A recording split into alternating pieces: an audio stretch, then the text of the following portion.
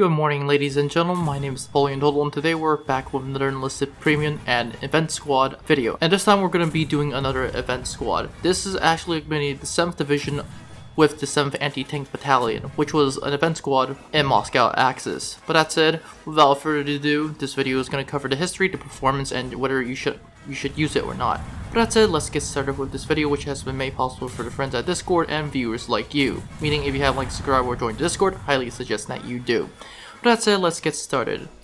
In terms of the history, the unit was set up on October 1st, 1939 as an artillery command unit, and the division was activated in the first wave of formation in Munich in the military district 7. Since this unit was part of the expansion of the Reichswehr, the 7th Infantry Division bore the codename Artillerieführer 7 until October 15, 1935. The 7th Infantry Division was then transferred to Slovakia in August 1st, 1939, where it was mobilized from August 26th. From September 1st, 1939, the division then took part in the invasion of Poland. After the 1st Infantry Division was then relocated to the western border of the German Reich. From there, she took part in the western campaigns in the Battle of France. After the armistice in June, the division would remain stationed in northern France as an occupation force. In April 1941, the division was then prepared for Operation Barbarossa. From June 2nd, the division took part in the invasion of the Soviet Union in the Battle of Minsk, the Battle of Smolensk, the Battle of advanced through Narva, and took part in the Battle of Moscow, with the German offensive staggering around 16 kilometers west of Moscow due to adversarial conditions. From the start of the Soviet counteroffensive on December 5th, 1941, the division fought near the Shavako-Dorokova area. At the beginning of 1942, the retreat of the Narva and the Paselo positions took place. From summer of 1943, the 7th Infantry Division fought during the Oral Operation, retreating to Goma via the Desna and the Dnieper. As a result, the Soviet summer offensive in 1942, Operation Bagration, the entire 7th Army essentially placed in Pinsk during the Lubin-Brest offensive via Bretastok to Bug. The division fought in the following months, and after fighting in the area, the last defensive battles, the division was soon capitulated in Vistula. Needless to say, in the Battle of Moscow, this unit was quite interesting. And when I mean interesting, there's not a lot about it except for it was posted on the flanks. But that said, let's go to the performance. The first weapon that we all have unit is the ZH-29. The ZH-29 was a Czechoslovakian self-loading rifle produced by Zborjovka Borno. The ZH-29 was designed by Emil Holk in the late 1920s and put into production by ZH, Czechoslovakia's largest owning armory. It was then sent to various countries for military testing, for example in the United States, the United Kingdom, and it was distributorily ordered, such as in Abyssinia, China, Saipan. The second weapon that we have, and probably the most interesting, is the WZ-35. In the late 1920s, the Polish General Staff started development of a light anti-tank weapon for the infantry.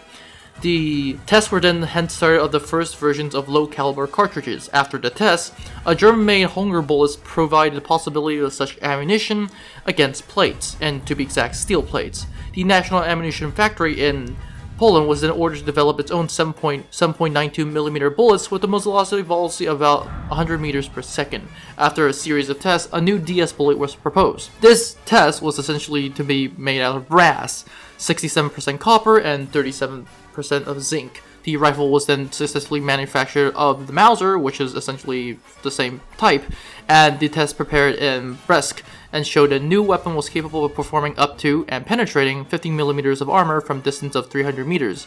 Similar tests were then achieved, and initially the new gun barrel could only succeed up to 30 shots, but newer versions could actually were developed and it can eventually fire up to 300.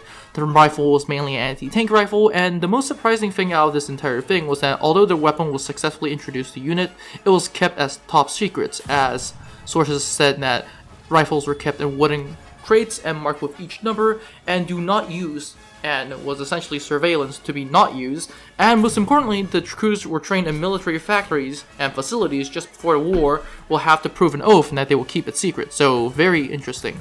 The weapon was usually fired from prone supported positions with the bipod attached to the barrel. However, it will be also used in positions like crouching or unsupported. The effective range was 300 meters, and the weapon was effective up to all German tanks such as Panzer Is, Panzer IIs, Panzer IIIs, and the Czech Panzer 38Ts, and other tanks. Up to 400 meters, it could destroy a lightly armored vehicles that it could penetrate. Despite being well established, the WZ-35 was extensively used during the Polish Defense War in 1939, mostly by the Polish.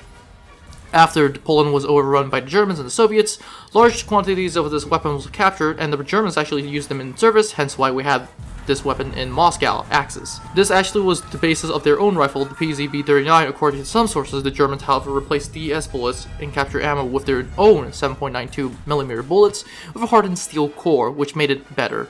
Also, several features of the Polish rifle was notably a lock used in development of the Soviet 14.5mm anti-tank rifle, which is quite interesting. In the 1940s, Germany then sold 300 Polish rifles to the armed forces of Italy, who would use it until the end of World War II. Needless to say, the stats are pretty good for both weapons. In terms of the stats for the ZH-29, it has a hit power of 13.2, muzzle velocity 150, rate of fire of 320, reload time of 2.1, vertical recoil 108, horizontal of 32, 10-round magazine, and that's it. Very interesting rifle, and as a matter of fact, I would say it's much better than most German semi-automatic rifles, although not as good as the Soviets ones because they do not have full auto. But that said, let's move on. It has a hit power of 172.5, which is absolutely insane. Muzzle velocity 1270, rate of fire of 38, reload time of 3.7, vertical recoil 99, horizontal recoil 25, meaning this thing is actually less in terms of vertical recoil than the ZH-29, and most interesting, it has a 4-round magazine, which is quite interesting. But that said, let's move on to the perks. And my idea, the only perks that you should be using are Vitality, which it already starts with, so that's very interesting. Minus 40% recoil while standing, and probably most importantly is Vitality, which is quite important. But that said, that's it. That said, let's move on to should you use it or not.